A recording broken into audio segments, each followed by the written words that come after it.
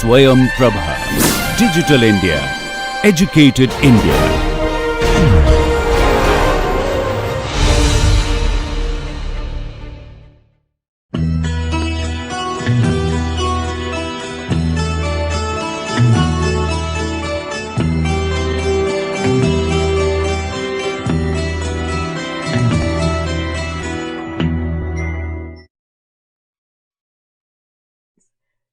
My today's topic of teaching is bioenergetics and glycolysis. Now, in this class, we'll learn how the energy is getting changed inside the cell. Now, when we are talking about any living system, then we have already learned that there are different activities which are going on inside the cell. And those activities, when it is taking place, it is the energy driven process. Now, when we are studying the bioenergetics, it is the study of flow and transformation of energy in and between the living organism and between the living organism and their environment. That means it may be within the cell or it may be the cells and their surroundings. The study of the balance between energy intake in the form of food and energy utilization by the animals for life sustaining processes. Now, when we are talking about the different activities in any living system, obviously we are talking about the food. We are taking food as a source of energy. Now, when we are taking this food, we are taking some of the macromolecules, what I have already talked and I have already told you about this carbohydrate, fats, proteins and so on. Along with these macromolecules, some of the micromolecules are also being assimilated within the living system. Now, when these macromolecules along with these micromolecules are taken, ingested by the body, then it is getting assimilated, it is getting absorbed, it is getting digested, and then it forms the energy, it produces energy. And in any living system, when we are talking about the energy, we mainly talk about the ATP energy. Now, ATP is one of the major important form of energy. Now, ATP is catalyzing different activities, different such reaction, and when these reactions are going on inside any living cell, it produces some amount of heat. Now, this obviously when it is this heat is being produced, the different functions, physiological functions are also simultaneously going on, and we are calling it as the cell is performing some activities or work. Now, when we are talking about the transformation of energy from one form to another, we cannot devoid of some terminologies which is called as metabolic activities. Now, what is the metabolism? Metabolism is an universal process. It is complex and irreversible process. Now, the entire metabolic activities of any living cell can be of two types. Either it is the anabolic process or it is a catabolic process. Now, what is the anabolic process? When the cell is synthesizing something, it is called anabolism. Now, here the building block of precursors are there within the cell and some synthesis is going on. It is the endergonic process and some product is being synthesized by the system, by the cell. And when it is the catabolic process, the macromolecules which are present within the cell, say in the form of carbohydrate, fats, proteins and so on, these macromolecules are broken down into micromolecules, that is macromolecules are getting choked into micromolecules, and this way the different functions or different activities are being performed by the cell. Now, photosynthesis is one of the example of the anabolic process, and respiration is another example which is going on inside the cell, is the catabolic process. Now, when I'm talking about the different reactions which are simultaneously going on in any living system, it follows the laws of thermodynamics. Now, what are the laws of thermodynamics? That energy cannot be created nor be destroyed, but it can only be transformed from one form of energy to another. That means from potential energy to the kinetic energy. Now, when we also talk about any reactions which are going on inside any living cell, we are talking about the entropy or the disorderness of the system. Entropy is the extent of disorder or the randomness of the system and becomes maximum as equilibrium is approached. Now, this energy often stored as potential in the form of bond. Now, this energy is required to break the bonds and hold the atoms in the molecule together. That means it tries to aggregate. The amount of energy that is available to break such bonds and form such a bond are called the free energy. Now, what is this free energy? It is symbolized as delta G. Now, to determine whether a particular reaction will take place in a cell, we use the concept of free energy. If we see the relationship of this free energy, enthalpy and entropy, then it can be expressed as delta G is equal to delta H minus T delta S, when delta H is the change in enthalpy, T is the temperature and delta S is the change in entropy.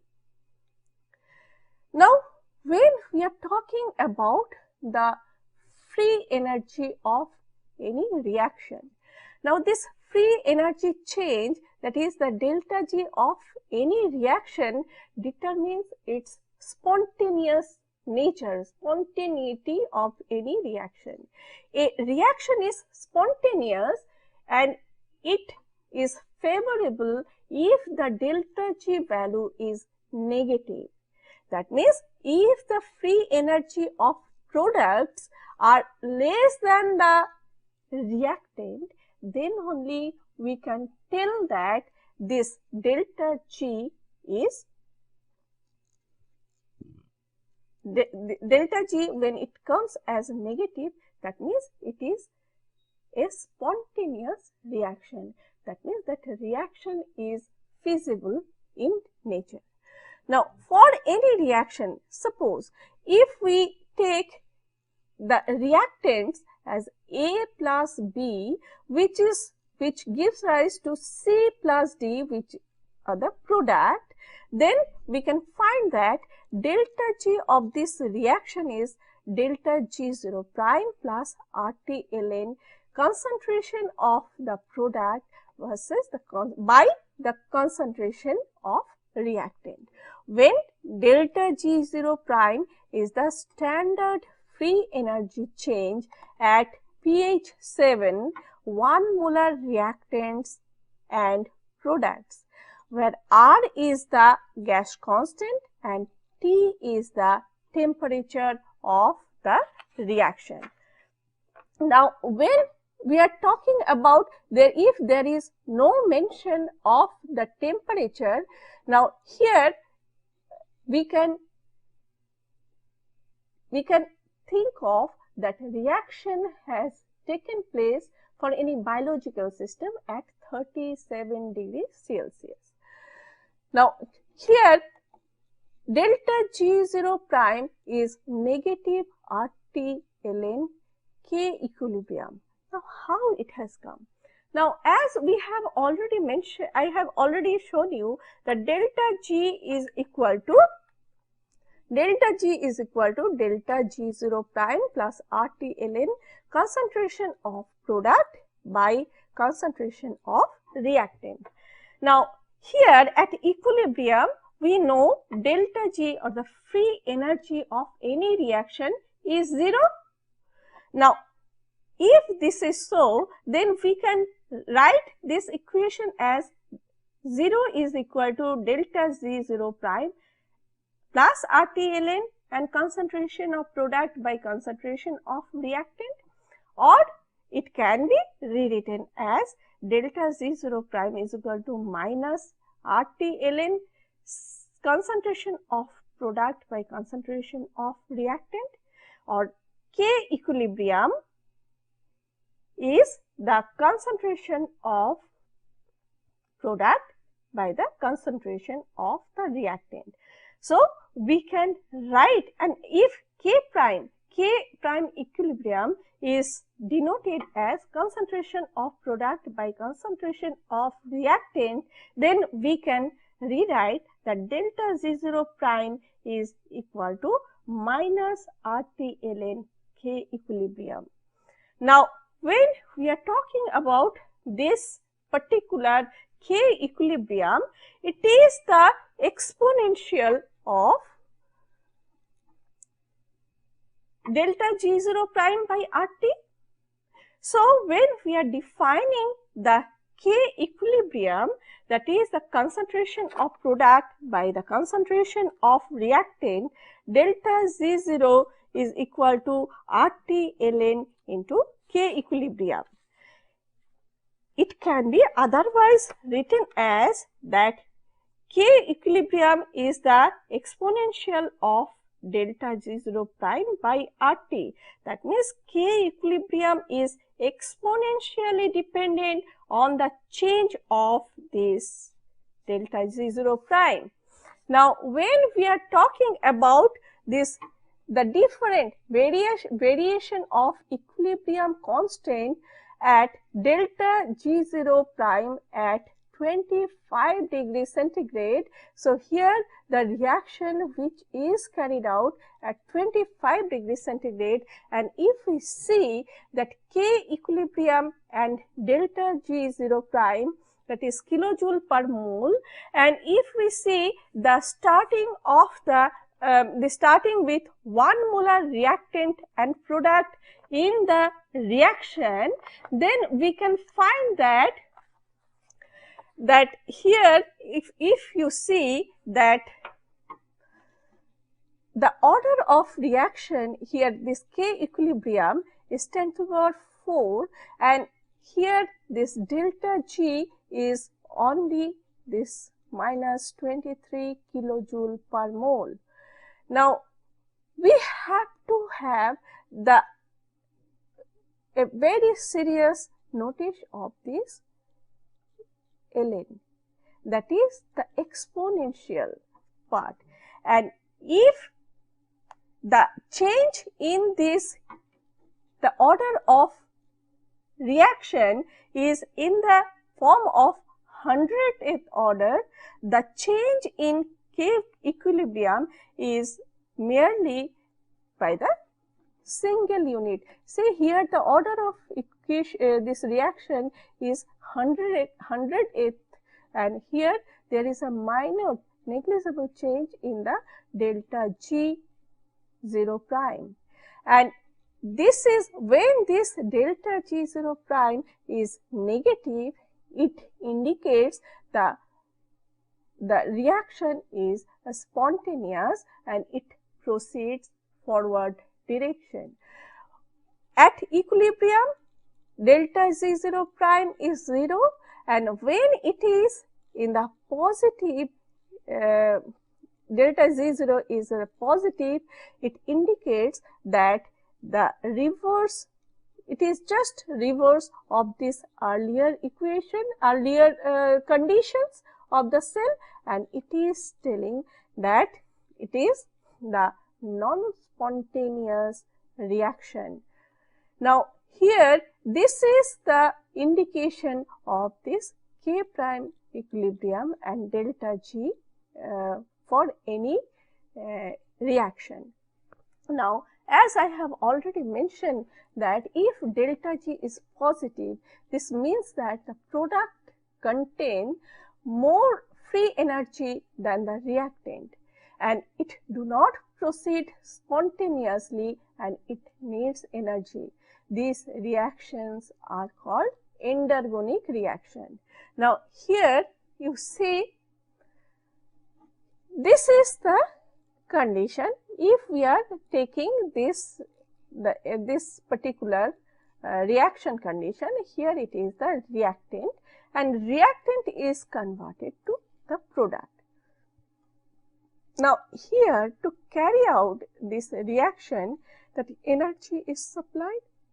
Now, energy is being utilized to break this bond to convert the reactant to the product.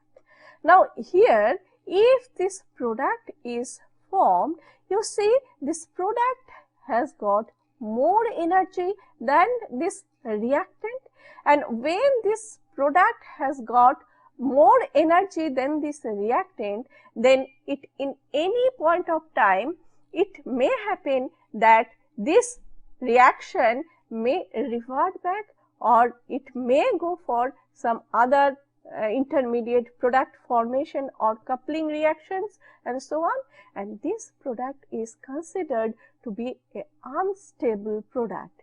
Whereas in this condition, here also energy is needed to start the reaction, to initiate the reaction, and here we can see that this particular when energy is given to this system, it is converted to this product, and when this product is formed, you see the energy which was required to convert this reactant is a much lower form than this initial reaction, and that is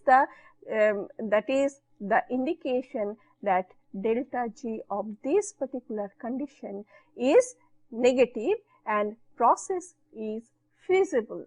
Now, here this energy is being released, and here in this case it is just reverse, here the energy is being supplied.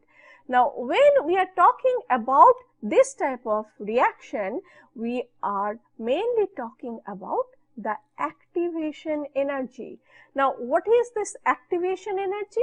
If all chemical reactions that release free energy tend to occur spontaneously, why have not all such reactions already occurred? Now, the energy required to break the chemical bonds and to initiate the chemical reaction is called the activation energy. Now, activation energies are not a constant, but they can lower the catalysis, the catalytic requirement that stress the particular chemical bond, and these bonds become easy to break. Now, here if we see two such reaction, one is catalyzed by the catalyst, and one reaction if we see that without the help of any catalyst, then we can find that say reaction is taking place, and when it is reaching to this peak, it is the activation energy. This is the activation energy which is required to transform this reactant to the product which is stabilized. Now, in another situation when in presence of catalyst the reaction is taking place, it needs much lower energy. That means the activation energy to reach the much lower energy is required to reach the transition state, and then the product is being produced. And when such type of product formation is there, it is called in presence of the catalyst. And enzyme mediated any such reactions are very spontaneous, and transition state energy or the activation energy is much lower compared to the uncatalyzed reaction. Now, here when we are talking about this energy coupling, a spontaneous reaction may drive a non-spontaneous reaction. Energy changes of coupled reactions are additives. For example, when we are talking about the first stage of glycolytic process. Now, this particular step I will be coming a little later. Now, here I want to tell you hexokinase is the enzyme which is catalyzing this reaction, and in this reaction what is happening? Glucose is getting phosphorylated and it is converted to glucose 6-phosphate. Now, here if we see the reaction is catalyzed in the glycolytic process by the enzyme hexokinase, and if we see the half reactions, then we can find that ATP plus water is giving rise to ADP plus Pi, and if we see the delta G prime, G0 prime, it is negative and minus 31 kilojoule per mole. Now, when we are talking about the second half, then this inorganic phosphate plus glucose is getting converted to glucose 6-phosphate plus 1 molecule of water, which is the delta G is positive and 14 kilojoule per mole. Now, if we couple this reaction, then we will find that this ATP plus glucose is getting converted to ADP plus glucose 6-phosphate. This is the ultimate product. Now, if we break down the half reaction, then we can find that one is the spontaneous reaction, another is the non-spontaneous, but when we couple these two reactions, we will find that it is the ultimate result is the spontaneity of this particular reaction.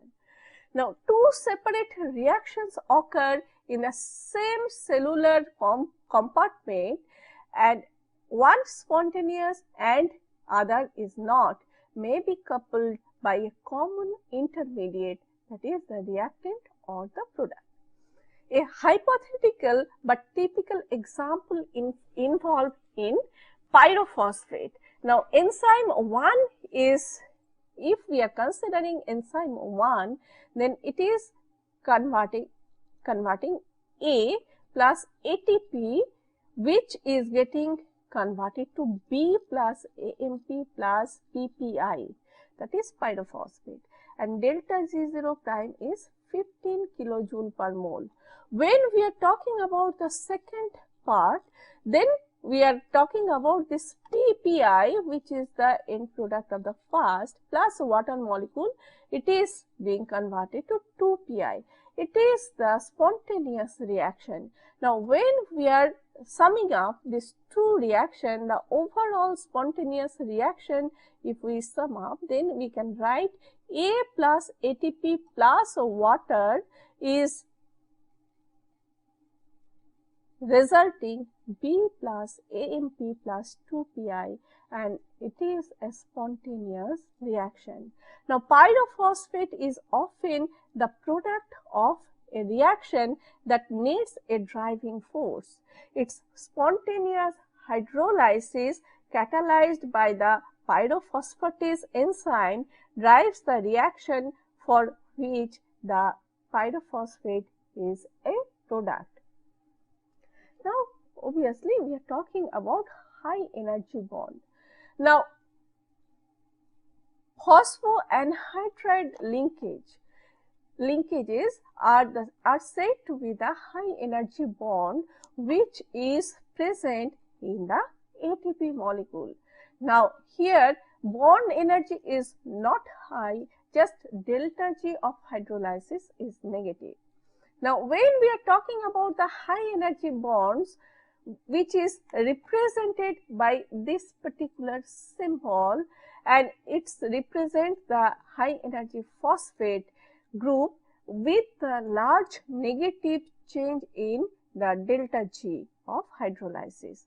Now, here it is the adenine moieties which is attached to this ribose sugar. That first carbon of this ribose sugar is occupied by the adenine molecule, and to the fifth carbon of this ribose sugar, 3 phosphate groups are attached, and they are attached with the phosphoanhydride linkages, and this is the ATP molecule which is there in the cell, and we generally refer that this is the form of the energy which is being utilized by the living system.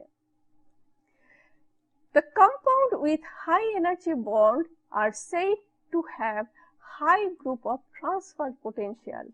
For example, inorganic phosphate may be spontaneously cleaved from ATP for transfer to another compound and hydroxyl to a hydroxyl group on glucose. Now, if we see the phosphoanhydride linkage which have a very high delta G of hydrolysis, then we can find that because of this resonance stabilization of the product of hydrolysis which exceed the resonance stabilization of the compound itself, and also we can find that the electrostatic repulsion between the negatively charged phosphate oxygen atom favor the separation of the phosphate, and that is the reason of the phosphate anhydride linkages which have the very high delta G value. Now, if we take this ATP as the standard, then we can find that it has got low energy phosphates as well as high energy phosphates.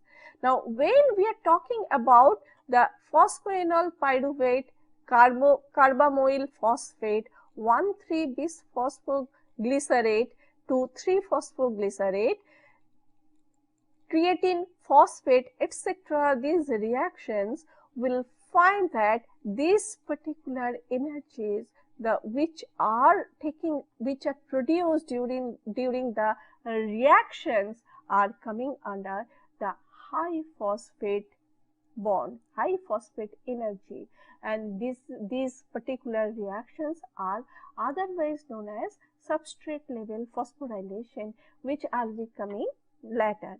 And here the sum of these reactions which are there taking place within the system are the low energy phosphate. So, these are the general categorization of the standard free energy of hydrolysis of some organophosphate compounds. Now, based on this delta G value, we can differentiate this type of we can categorize in this fashion. Now, when we are talking about this ATP, in the living cell, the principal energy, high energy intermediate or the carrier compound is adenine triphosphate. Adenine triphosphate has a special role in energy coupling and the inorganic phosphate transfer. ATP often serves as the energy source, and hydrolytic cleavage of one or both the high energy bonds of ATP is coupled to an energy requiring non-spontaneous reaction. That means, we can expect two phosphate group which may be cleaved by the ATP molecule. Now, if we see some reaction that 2 phosphate group can be cleaved as 2 phosphates are released by the hydrolysis of ATP, as I have told that AMP, which is having 2 phosphate, that means in other way we can tell ATP, and when ATP is getting dephosphorylation reactions are going on, we can get AMP or having P, or we can tell it that adenine diphosphate and 1 PI, and when ADP is AMP and linked P is further depleted, it forms AMP plus PI, that means ADP to AMP and PI. Alternatively, AMP and 2 phosphate is gives rise to AMP plus 2 phosphate together, which is further converted to 2 inorganic phosphate. That means this pyrophosphate is converted to inorganic phosphate, and PPI is giving rise to 2PI. Now, AMP functions as an energy sensor and regulator of any metabolic activities. When ATP production does not keep up with the need, a higher portion of the cell's adenine nucleotide pool is the AMP. AMP stimulate the metabolic pathway that produce ATP, and some example of this role which involved direct allosteric activation of the pathway enzyme by the AMP. Some regulatory effects of AMP are mediated by the enzyme, that is AMP activated protein kinase. Now, here, as I have already told you about the ATP, some artificial ATP analogues have been designed that are resistant to cleave the terminal phosphate by hydrolysis. Now, what is that molecule? It is called AMP-PNP.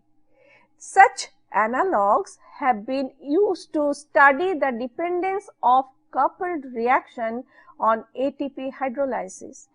In addition, they have made it possible to crystallize an enzyme that catalyzes ATP hydrolysis with an ATP analog at the active site. So, you can see here one nitro group is being attached to this particular moieties to resist the cleavage of the terminal phosphate group of ATP, and this is called the ATP analog.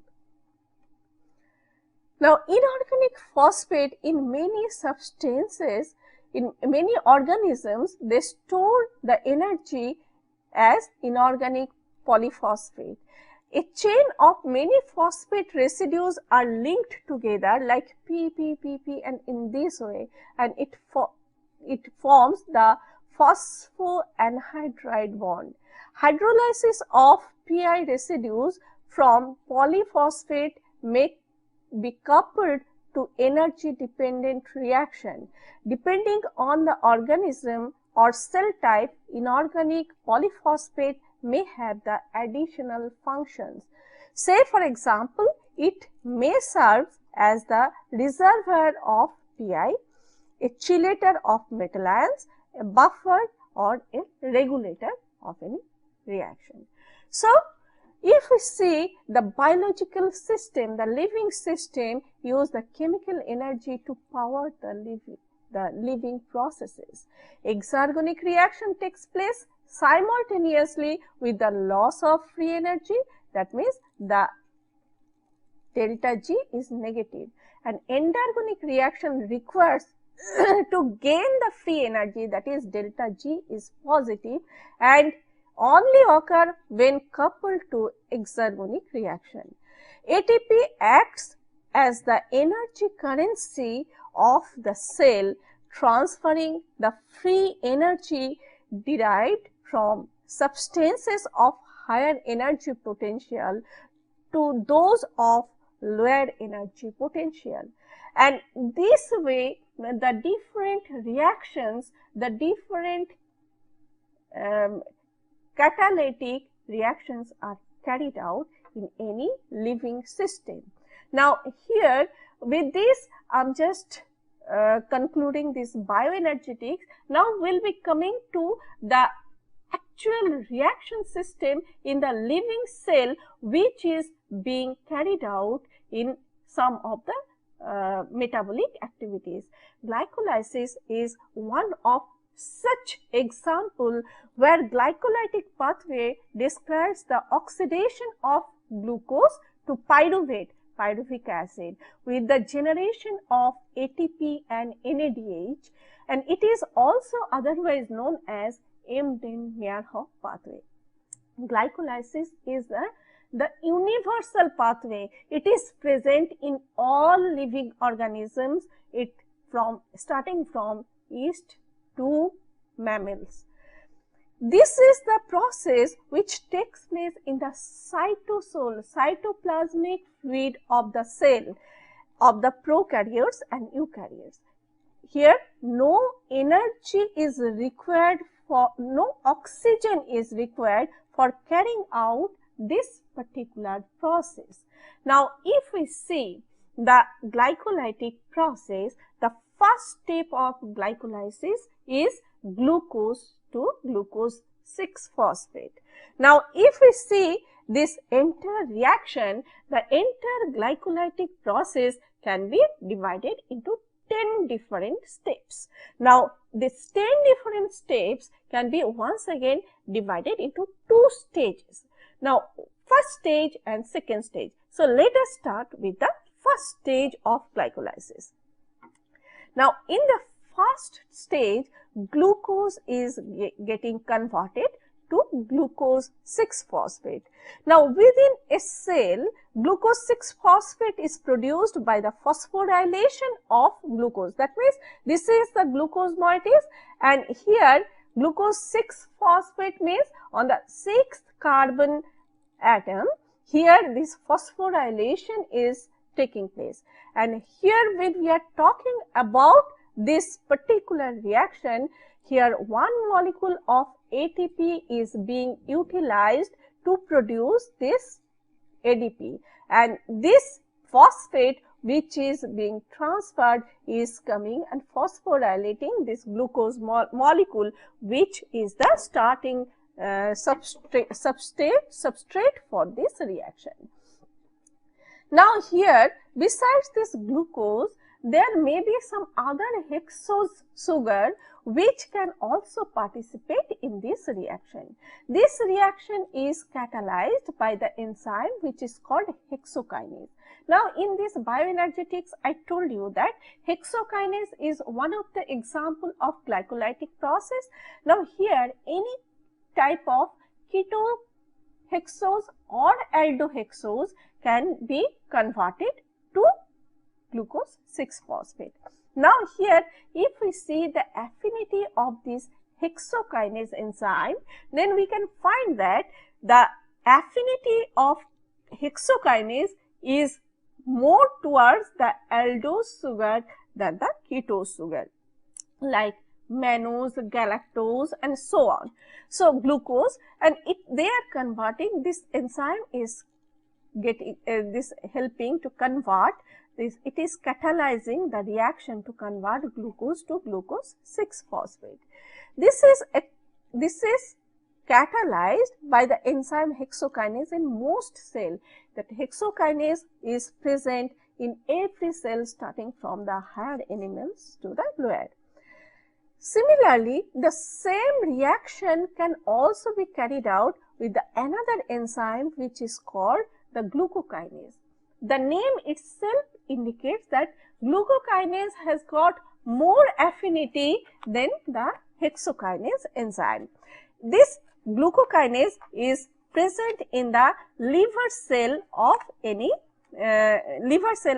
animal, and one molecule of ATP is being used in this particular reaction. If we compare the kinetics properties of this hexokinase and this glucokinase enzyme, then we can find that as glucokinase has got only specificity towards glucose, the Km value of glucose is much lower compared to this hexokinase enzyme. Now, this hexokinase enzyme is present in the liver and it is absent in the muscle. Now, when glucose concentration is high, glucokinase is active, but this glucokinase enzyme is absent in any diabetic patient. Now, this is the first stage, and both the enzyme hexokinase and glucokinase needs the metal ion like Mg or Mn for catalyzing this reaction. The second step of this glycolytic process is glucose 6-phosphate to fructose 6-phosphate. This is the isomerization reaction. Phosphoglucose isomerase is the enzyme, and they are converting this aldose sugar to the ketose sugar.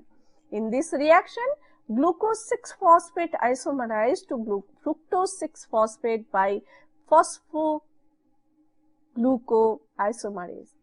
Now, in the third stage, fructose 6-phosphate is getting converted to fructose 1,6-bisphosphate. Now, in this particular reaction, phosphofructokinase is the enzyme which is playing a significant role. This enzyme is so important that it is otherwise known as the rate limiting step of glycolysis. Now, in the cytoplasmic reaction, one molecule each of fructose 6-phosphate and one molecule of ATP is converting the fructose 6-phosphate to fructose 1,6-bisphosphate. Now, one molecule of ADP is produced in this reaction. This reaction is irreversible under physiological condition. Now, what is happening in the first step when glucose is phosphorylated to glucose 6-phosphate, one molecule of ATP was utilized, and see here another molecule of ATP is being utilized for getting this fructose 6-phosphate to fructose 1,6-bisphosphate. That means the first carbon and the sixth carbon are getting phosphorylated with this ATP, and ATP is converted to ADP. Now, if we see the enzyme phosphofructokinase, this particular enzyme, it is the allosteric enzyme. It is a big, huge in structure. 3,80,000 is the molecular weight of this particular enzyme.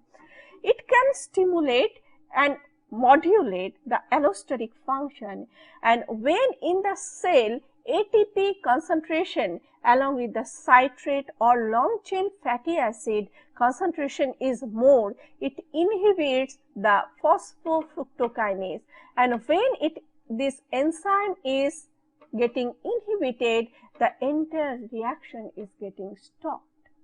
When in the cell the ATP concentration is much lower, and then this phosphofructokinase is once again getting stimulated, or it is switched on, and it is converting this fructose 6-phosphate to fructose 1,6-bisphosphate.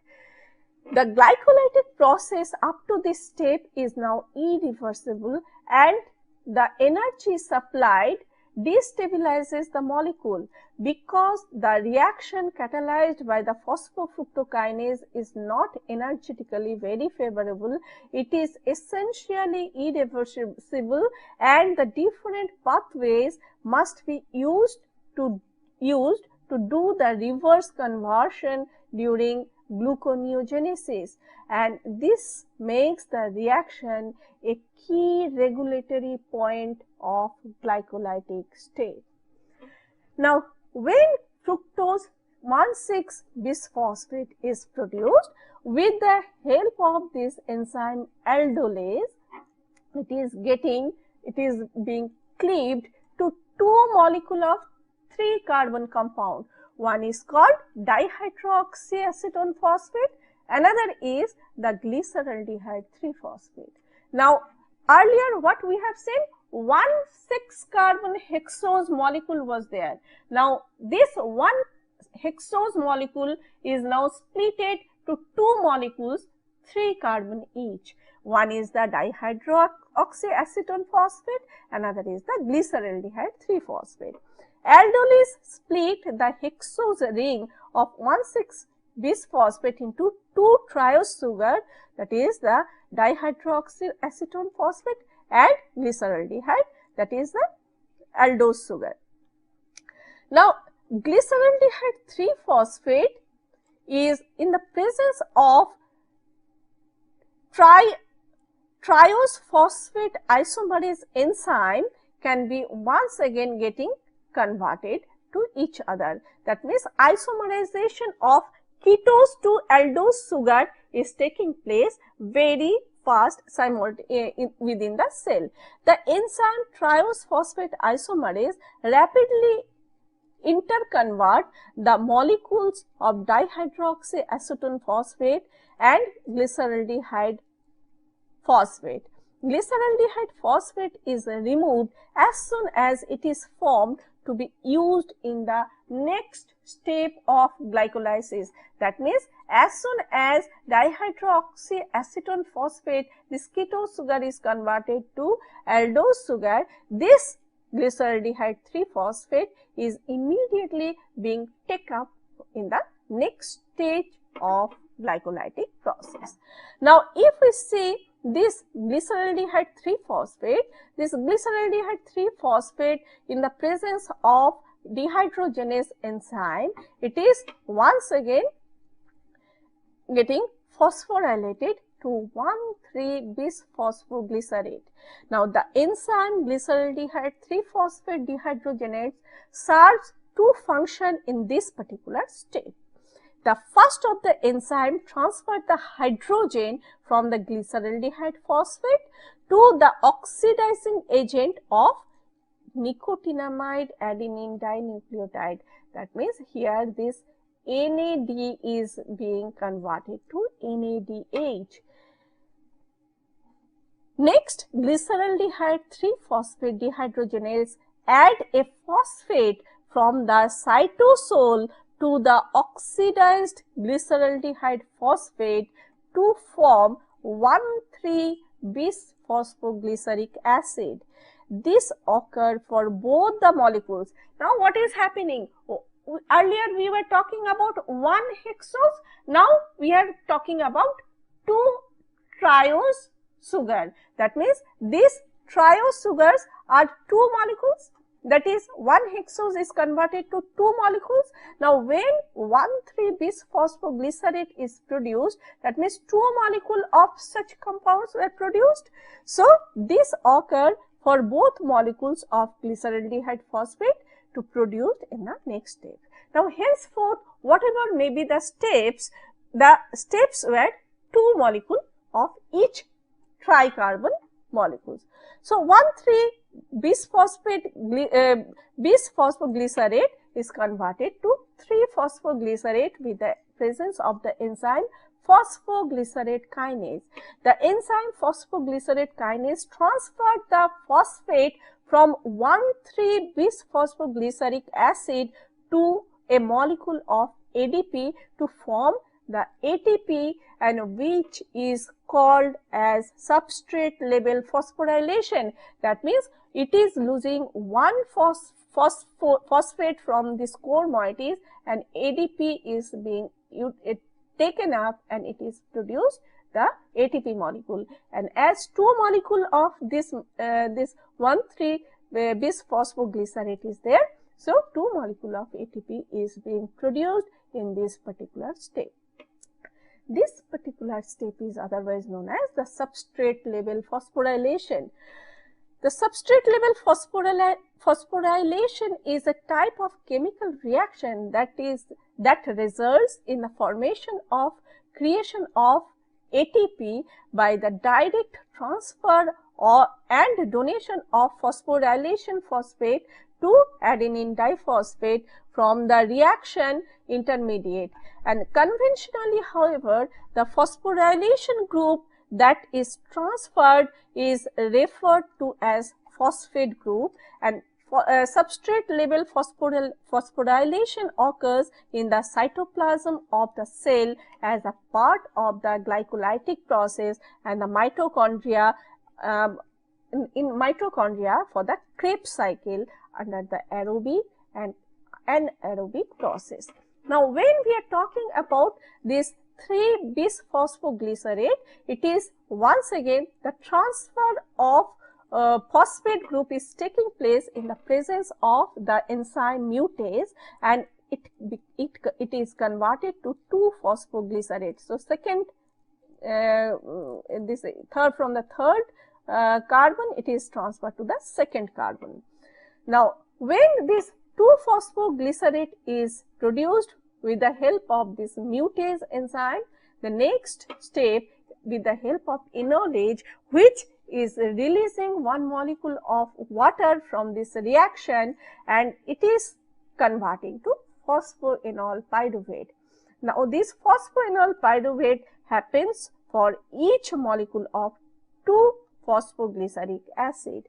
Now, this phosphoenol pyruvate, when it converted to pyruvate in the presence of pyruvate kinase, here also the phosphate group is being utilized by this ADP, and 2 molecule of ATP is being utilized, being produced, and it is another example of the substrate level phosphorylation.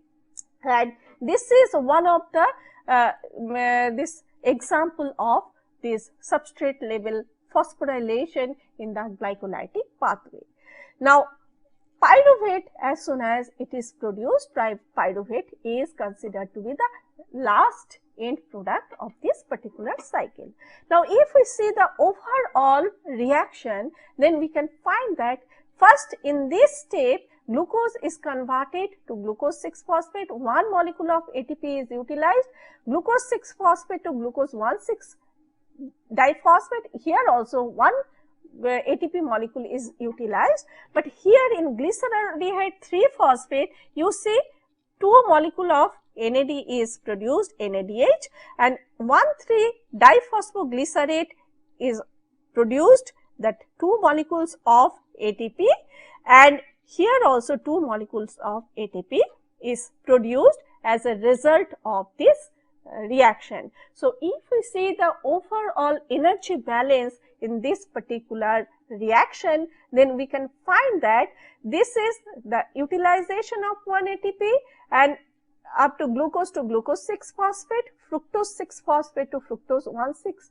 diphosphate, and in this henceforth reaction, glyceraldehyde 3-phosphoglycerate to 1,3-bisphosphoglycerate, 2 molecule of NADH, here 1,3-bisphosphoglycerate to 3-phosphoglycerate, here also 2 molecule of ATP, and phosphoenol pyruvate to pyruvate, here also 2 molecule of ATP is produced. Now, as we know that 1 molecule of NADH is giving 3 molecules of ATP, so we can say that it is approximately the 6 ATP molecules, and here 2 ATP molecules, 2 are getting cancelled. So, net ATP molecule gain in this process is 8. Now, once this pyruvate is formed, this pyruvate is being utilized by very many reactions. It can be converted to lactate when there is a scarcity of oxygen in the muscle or in the cell. Under anaerobic condition, it can also produce ethanol, and under aerobic condition, pyruvate is getting converted to acetyl-CoA, and this acetyl-CoA is entering to the Krebs cycle, and what I will be discussing in the next class. And I think today I have tried to give you the overall bioenergetics, the energy utilization process in the living system, and how the metabolic reactions are taking place within the living system. And with this today I am concluding. Thank you very much.